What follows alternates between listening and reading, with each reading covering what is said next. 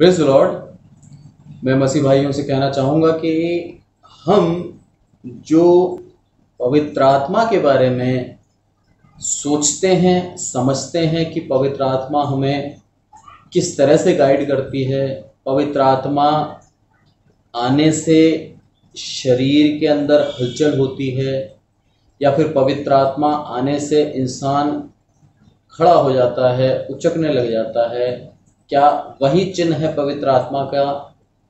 या फिर पवित्र आत्मा हमें गिरा देती है, या फिर पवित्र आत्मा के द्वारा हम अन्य भाषा बोलने लग जाते हैं? तो क्या है पवित्र आत्मा और पवित्र आत्मा का चिन्ह क्या है? पवित्र आत्मा हमारे अंदर है या नहीं है, हम कैसे पता कर सकते? और क्या हमें पवित्र आत्मा के लिए प्रार्थना करनी चाहिए? क्या हमें बोलना चाहिए कि प्रभु यीशु मसीह तू हमें पवित्र आत्मा दे? हम इस चीज को किस तरह से समझें, हम इस चीज को समझने के लिए क्या करें, इन सब बातों को हम आज के मैसेज में देखेंगे।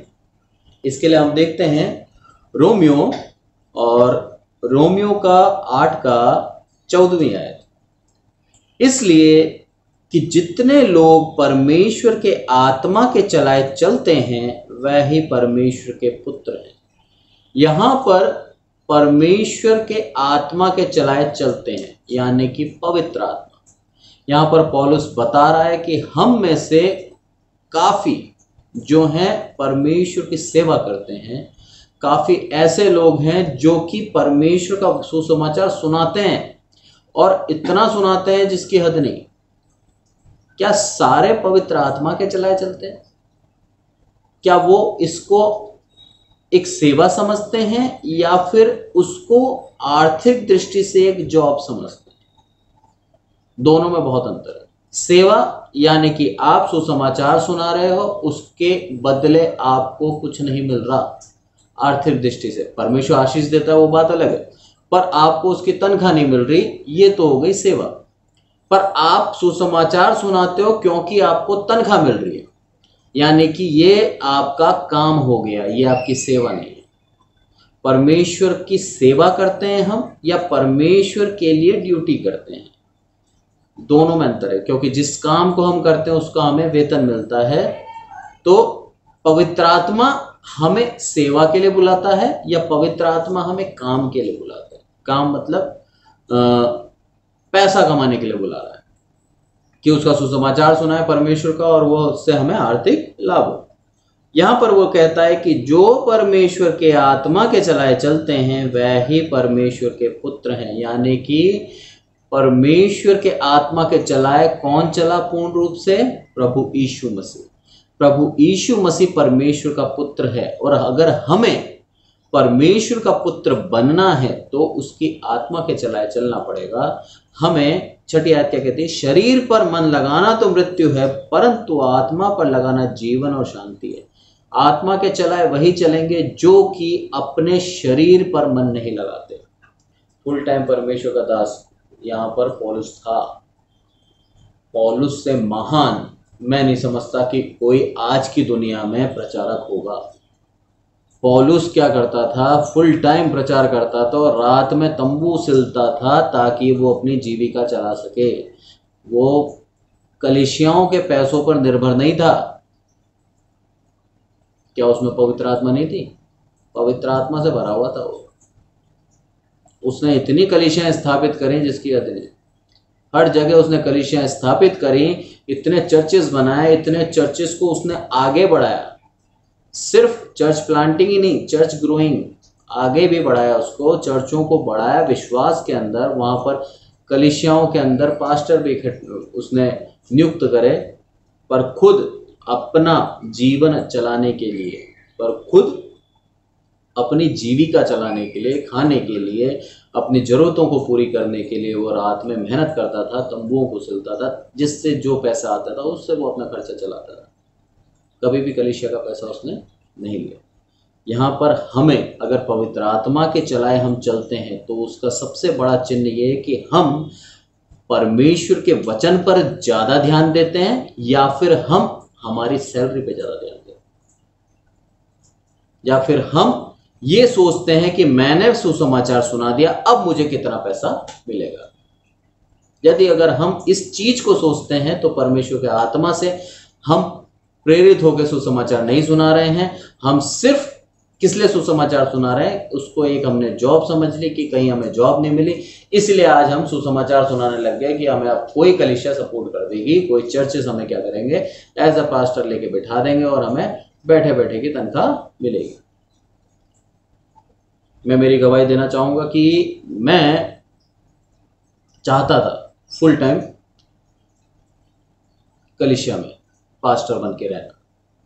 मैं चाहता था कि मैं सिर्फ और सिर्फ परमेश्वर की सेवा करूं। और जब मैंने 12th कंप्लीट करी थी उसके बाद मेरी इच्छा थी कि मैं बाइबल स्कूल जाऊं और उसके बाद एक चर्च संभालूं। पर मेरे पिता ने यही कहा कि अगर तुझे परमेश्वर का सुसमाचार सुनाना है तो उससे पहले अपनी पूरी पढ़ाई कंप्लीट कर, एक अच्छी जॉब कर, और उसके बाद जब तू उन पैसों से तेरा घर चला सके उसके बाद जाके तू क्या करना, परमेश्वर की सेवा करना निस्वार्थ। उसके अंदर स्वार्थ नहीं होना चाहिए, तभी परमेश्वर तुझे आशीष देगा। मेरे पिताजी आज 44 साल हो गए उनको सुसमाचार सुनाते हुए निस्वार्थ। उस सुसमाचार सुनाने का उनको कोई पेमेंट नहीं देता और उनको इच्छा भी नहीं है कि मेरे को कहीं से सपोर्ट मिले या फिर मेरे को कोई उस सुसमाचार के लिए मेरे को पैसा दे। 44 साल हो गए, जगह जगह घर पे जाना, हाउस विजिटिंग करना और सुसमाचार को सुनाना।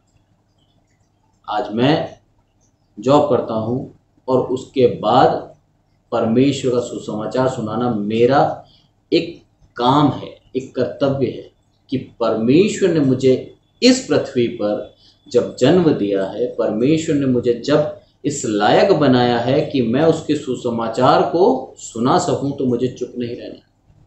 क्योंकि उदाहरण क्या कहता है कि एक दृष्टांत क्या कहता है कि जब धनी गया तो उसने एक व्यक्ति को 5 तोड़े दिए, एक को 2 तोड़े दिए और एक को 1 तोड़ा दिया। योग्यता के अनुसार उन्होंने तोड़े दिए और क्या बोला कि मैं जब वापस आऊंगा तो उनसे लेखा लूंगा। 5 वाले ने 10 करे, 2 वाले ने 2 और कर लिए और 1 वाला क्या बोलता है कि मैंने तेरा वो जो तोड़ा था मैंने उसको छुपा दिया जमीन के अंदर और जो तेरा है वो तू वापस ले ले। जब प्रभु यीशु मसीह दोबारा इस दुनिया में आएगा तब हमसे पूछेगा, मैंने तुम्हें इस योग्य बनाया, मैंने तुम्हें इतना ज्ञान दिया, मैंने तुम्हें इतनी समझ दी, क्या तुमने मेरे लिए एक आत्मा भी कमाई? क्या तुमने मेरे लिए किसी व्यक्ति को सुसमाचार सुनाया? और सुनाया तो क्या तुमने उसको भरमा दिया? आज भरमाने वाले सुसमाचारक बहुत हैं। आज लोग बाग इतने भरमाने वाले पैदा हो चुके हैं जो प्रभु यीशु मसीह के नाम से लोगों को भरमाते हैं, प्रभु यीशु मसीह के नाम से लोगों को गलत शिक्षा देते हैं। बड़े बड़े सोशल मीडिया के ऊपर आके बोलते हैं कि तुम अपना क्रेडिट कार्ड उठा लो, तुम अपना एटीएम उठा लो, बैंक की पासबुक उठा लो और मैं यहां से प्रार्थना करूं तुम्हारे अकाउंट भर जाएंगे। असंभव। परमेश्वर हमको इस योग्य बनाया है कि हम मेहनत करें और उसके बाद अपना घर चलाएं। अगर उसको पैसा देना होता, झूठ का पैसा बोलूंगा मैं इसको, अगर उसको परमेश्वर को छल का पैसा देना होता तो आदम को जब उसने अदन की वाटिका में से निकाला तो उसको नहीं कहता कि अब तू मेहनत करेगा जब ही तेरे को रोटी मिलेगी। अदन की वाटिका से बाहर निकाल कर उसको दोबारा इस लायक इतना दे सकता था वो कि अब तू बैठे बैठे खा। पर आदम को भी उसने क्या बोला कि अब तुझे मेहनत करनी पड़ेगी। तो वो छल का पैसा न कभी उसने दिया और न कभी देगा। हम इस तरह के स्टेटमेंट इसलिए बोलते हैं ताकि लोगों की भीड़ों को अपनी तरफ खींच ले। ऐसे भरमाने वाले प्रचारकों से, ऐसे भरमाने वाले लोगों से बच के रहें। और बचेंगे जब आप बाइबल पढ़ेंगे रोज। जब तक आपको वचन का ज्ञान नहीं होगा, आपको वचन का दुरुपयोग करके हर कोई परेशान कर सकता है। यहां पे लिखा है 5वीं आयत में, क्योंकि शारीरिक व्यक्ति शरीर की बातों पर मन लगाता है परंतु आध्यात्मिक आत्मा की बातों पर मन लगाता है। हम यदि परमेश्वर के सच्चे भक्त हैं, यदि हम परमेश्वर के सच्चे सेवक हैं, तो हम आध्यात्मिक हैं। और हम आध्यात्मिक हो तो सिर्फ आत्मा पे बन लगाएंगे, यानी कि परमेश्वर के आत्मा को ही हम पाना चाहेंगे। और परमेश्वर की आत्मा, उसने क्या बोला जब वो जा रहा था स्वर्ग राज्य में, प्रभु यीशु मसीह, तब उसने बोला कि मैं ऊपर जाता हूं और तुम्हारे लिए सहायक भेजता हूं, पवित्र आत्मा। हमें उसको मांगने की जरूरत नहीं है, हमें परमेश्वर ने पवित्र आत्मा की सहायक दिया है और वो दान है। दान को मांगा नहीं जाता, दान अपनी इच्छा से दिया जाता। प्रभु यीशु मसीह ने वो दान हमारे लिए मांगा परमेश्वर से, और परमेश्वर ने अपना आत्मा हम लोगों के लिए दिया। आज पृथ्वी पर प्रभु यीशु मसीह नहीं है, पर उसका सहायक पवित्र आत्मा हमारे पास है। हमारे अंदर पवित्र आत्मा वास करता है। वचन कहता है कि जो प्रभु यीशु मसीह को मसीह कह के बोलता है, जो उसको प्रभु कहता है, उसके अंदर पवित्र आत्मा है। पवित्र आत्मा होना कोई चिन्ह नहीं है। पवित्र आत्मा होने से आप नाचोगे नहीं, पवित्र आत्मा होने से आप अन्य भाषा नहीं बोलोगे। पवित्र आत्मा के कारण आप वचन सुनते हैं, पवित्र आत्मा के कारण आप परमेश्वर पे विश्वास करते हैं, और पवित्र आत्मा के कारण आप प्रभु कहते हो यीशु मसीह को, उसको अपना उद्धारकर्ता मानते हो। यदि ये सब करते हैं आप, तो आपके अंदर पवित्र आत्मा है। आपको ढूंढने की, खोजने की जरूरत नहीं है।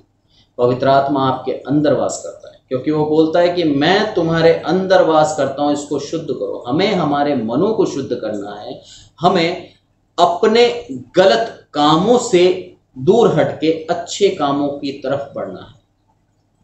हम ये तभी कर सकते हैं जब हम प्रभु यीशु मसीह से ये मांगे कि हे प्रभु तू मेरे जीवन को सुधार, हे प्रभु तू मेरे जीवन के अंदर बदलाव कर, और ये जो मेरा जीवन है ये मैं तेरे को पूर्ण रूप से समर्पित करता हूं।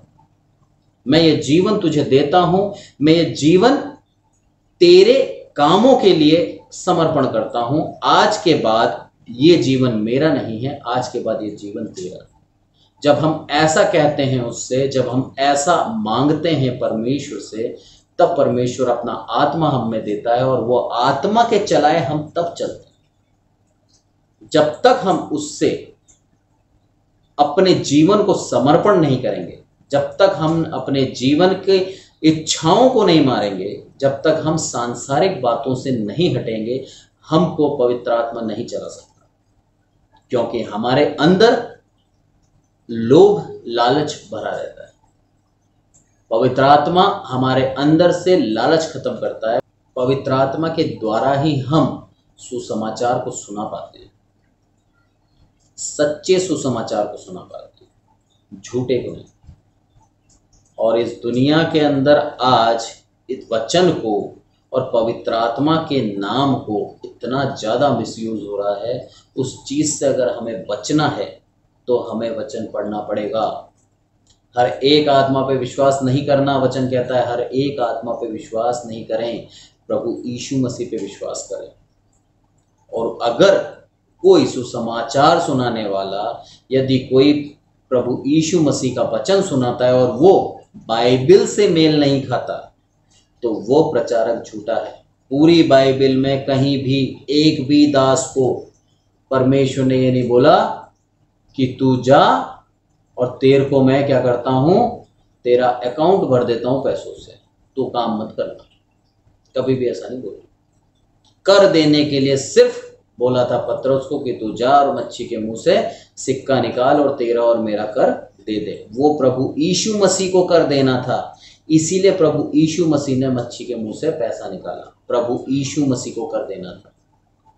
पर पतरस और जब दूसरे लोग वहां पर मौजूद थे और उन्होंने जब प्रभु यीशु मसीह के जाने के बाद सेवकाई करी, तब एक ने भी पैसा नहीं निकाला मच्छी के मुंह से, ना उन्होंने कभी चमत्कार से पैसा लिया। जब मंदिर के अंदर पतरस और उसके चेले साथ में जा रहे थे, तब एक लंगड़ा भिखारी क्या बोलता है कि मेरे को पैसा दे। उसने भीख मांगी। पतरस क्या बोलता है कि सोना और चांदी मेरे पास नहीं है, पर मेरे पास जो है वो मैं तुझे देता हूँ। और उसको क्या बोला कि तू उठ, खड़ा हो और चल फिर। वो लंगड़ा चलने लगा और फिरने लगा, दौड़ने लगा। ये पवित्र आत्मा थी पतरस के अंदर। ये उसके अंदर जो दान परमेश्वर ने प्रभु यीशु मसीह के द्वारा दिया, वो दान पैसा नहीं है, पवित्र आत्मा है। प्रभु यीशु मसीह हमें पैसों से माला माल नहीं करता, हमारे को इतना आशीषित कर देता है कि हम किसी के लिए प्रार्थना करें और उसके घर के अंदर, उसके जीवन के अंदर आशीष मिलने लग जाती है। वो हमको इतना आशीष करता है, इतनी आशीष देता है कि हम दूसरों को आशीष बांटने लग जाते हैं। ये होती है पवित्र आत्मा। पवित्र आत्मा को गलत ना समझें, पवित्र आत्मा का गलत इस्तेमाल ना करें, क्योंकि वचन कहता है कि तुम यदि पवित्र आत्मा का मजाक उड़ाते हो, यदि तुम पवित्र आत्मा के लिए गलत बोलते हो, तो ऐसा पाप जीवन में कभी माफ नहीं किया जाएगा। तो सोच समझ के पवित्र आत्मा का नाम लें, लोगों को ना भरमाएं। भरमा दिया तो आप तो नाश होगे, और उन लोगों को भी आपने डिस्ट्रैक्ट कर दिया, उन लोगों को भी आपने जो उनका सही मार्ग था उस मार्ग से उनको दिशाहीन कर दिया। ऐसा हमें नहीं करना है। हम वचन पढ़ें और वचन के अनुसार ही बताएं और वचन के अनुसार ही सिखाएं। यही एक पास्टर की ड्यूटी होती है, निस्वार्थ। उसको वचन सुनाने से कोई भी लालच, कोई भी उसको पैसे का लोभ नहीं होना चाहिए। यदि उसके अंदर लालच और लोभ है तो वो परमेश्वर का सच्चा दास नहीं है। हाँ, बहुत से हैं जो सच में परमेश्वर के दास हैं और कलीसिया स्वेच्छा से उनको देती है, क्योंकि प्रभु बोलता है यदि तुमने मेरे लिए अपने घर को छोड़ा, अपनी पत्नी को छोड़ा, अपने बच्चों को छोड़ा, या अपने माँ बाप को छोड़ा, या किसी को भी मेरे लिए कुछ छोड़ा है, तो ऐसा नहीं हुआ है कि मैंने तुम्हें उसके बदले में कुछ ना दिया हो। सच में परमेश्वर के इतने अच्छे दास हैं इस दुनिया में, जिन लोगों ने सब कुछ त्याग कर प्रभु यीशु मसीह को मार्ग के पीछे चलते रहे। इन लोगों के लिए हम अगर कुछ करते हैं तो वो उनका रिवॉर्ड है, उनका एक हक है। और प्रभु बोलता है कि मैं कभी भी किसी का हक नहीं मारता। यदि तुमने काम करा है, यदि तुमने मेरे लिए थोड़ा भी करा है, तो मैंने उसको 4 गुना तुम्हें दिया है। लोभ से उसके सुसमाचार सुनाने के लिए ना आए, हम आए सेवा के लिए। प्रभु उस सेवा से हमें आशीष देगा, हमारी जरूरतों को वो पूरी करेगा। पवित्र आत्मा को गलत ना समझें और ना समझाएं, क्योंकि पवित्र आत्मा ऐसा टॉपिक है जिसके लिए कुछ भी गलत बोलना हमें नर्क में लेके जाएगा। तो सोच समझ के हर एक पास्टर को पवित्र आत्मा के बारे में बोलना चाहिए। ये मेरा एक मानना है।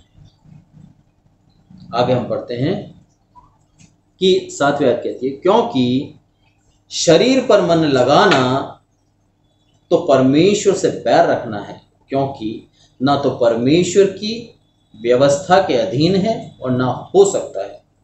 और जो शारीरिक दशा में है वह परमेश्वर को प्रसन्न नहीं कर सकते। साफ कह दिया पौलुस ने कि शरीर पर मन लगाना तो परमेश्वर से बैर रखना है। क्या हम परमेश्वर से बैर रखकर जी सकते हैं? क्या हम परमेश्वर से बैर रखकर प्रसन्न रह सकते हैं, या फिर हम परमेश्वर से बैर रखकर अपनी जरूरतों को पूरी कर सकते हैं? परमेश्वर तो बहुत दूर है। आप सिंपल सी बात ले लो, आप जिला कलेक्टर जो होता है हर एक जिला के अंदर, आप उस जिला कलेक्टर को कुछ गलत बोलिए, उस जिला कलेक्टर का आप निंदा कर लो, तो आप चैन से बैठ सकते हो क्या? वो आपको कारागार में डलवा देगा, बंदी गृह में डलवा देगा और ताड़ना अलग देगा। पर हम प्रभु यीशु मसीह के लिए बोलने से पहले 1% भी नहीं डरते, 1% भी हम नहीं सोचते कि प्रभु यीशु मसीह है। क्योंकि वचन कहता है कि तेरे, सबोपदेशक में कहता है, वो 5:2 में क्या कहता है, क्योंकि करने में उतावली ना करना और ना अपने मन में कोई बात उतावली से परमेश्वर के सामने निकालना, क्योंकि परमेश्वर स्वर्ग में है और तू पृथ्वी पर, इसलिए तेरे वचन थोड़े ही हो।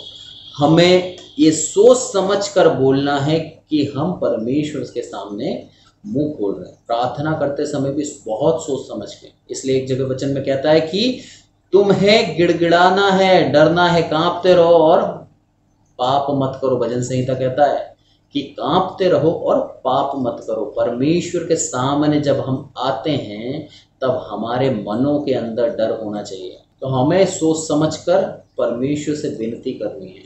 विनती, प्रार्थना, दोनों चीज शब्दों पे गौर करें। हम उससे आदेश नहीं कर सकते, हम उसको ऑर्डर नहीं दे सकते परमेश्वर को। हमारी प्रार्थना में आदेश वाले शब्द नहीं होने चाहिए कि प्रभु तू ऐसा कर दे, ये आदेश होता है। प्रभु मेरी विनती है, तू मेरी विनती सुन ले। शब्द सोच समझ के प्रयोग करें परमेश्वर के सामने, क्योंकि वो स्वर्ग में है और हम पृथ्वी पर। बहुत बड़ा अंतर है, उस अंतर को हमेशा बनाए रखें। उसका पूरा आदर सम्मान करना हमारा कर्तव्य है, हमें ये करना पड़ेगा। अगर हम नहीं करेंगे तो हमारा जीवन नाश हो जाएगा। यदि हमें हमारे जीवन के अंदर पवित्र आत्मा का अनुभव चाहिए, पवित्र आत्मा की सहायता चाहिए, हमें एक सहायक चाहिए, तो हमें परमेश्वर का आदर करना पड़ेगा। हमें प्रभु यीशु मसीह की बातों को मानना पड़ेगा, हमें उसकी आज्ञाओं को मानना है और उसकी शिक्षाओं को सिखाना है दूसरों को, उसके मार्ग पर निरंतर चलते रहना है। पौलुस जब तक शाऊल था तब तक परमेश्वर यीशु मसीह के फॉलोवर्स को, यीशु मसीह के पीछे चलने वालों को सताया करता था, मारा करता था। पर जब उसकी आंखें खुल गई और उसको पता लगा कि सच्ची ज्योति तू ही है प्रभु यीशु मसीह, उसके बाद से उसने अपना सारा जीवन दे दिया ताकि वो सिर्फ और सिर्फ जगत में सुसमाचार सुना सके, और ना केवल यहूदियों को बल्कि अन्य जातियों को काफी सुसमाचार सुना। पहले वो शारीरिक रूप से जी रहा था, इसलिए वो कहता है कि जो शरीर पर मन लगाता है वो परमेश्वर से बैर रखता है। उसको ये याद था कि मैंने परमेश्वर से बैर रखा, मैं सिर्फ शारीरिक रूप से जी रहा था इतने साल वर्षों तक, और उस कारण से परमेश्वर ने मुझे डांटा और मेरे को ढपटा, मुझे डांटा और मुझे अंधा कर दिया। 3 दिन तक मेरी आंखों की रोशनी चली गई। मैंने किससे बैर रखा? परमेश्वर से बैर रखा। और आज मैं क्या कर रहा हूं? आज मैं उस चीज को समझ चुका हूं और अब मैंने अपने जीवन को क्या कर दिया? प्रभु यीशु मसीह के पीछे चला दिया। यदि हमें उसके मार्ग में चलना है, यदि हमें स्वर्ग राज्य में जाना है, तो हमें उसके मार्ग पर चलना पड़ेगा, हमें उसके वचनों को मानना पड़ेगा। पवित्र आत्मा हमारे अंदर रहती है यदि हम उसके वचनों को पढ़ते हैं, उसके सुसमाचार को सुनते हैं, क्योंकि मनों को खोलने वाला, मनों को वचन सुनने के लिए प्रेरित करने वाला पवित्र आत्मा ही होता है। हर कोई वचन नहीं सुनता और ना हर कोई वचन सुन सकता है जब तक परमेश्वर की दया उसके ऊपर ना हो।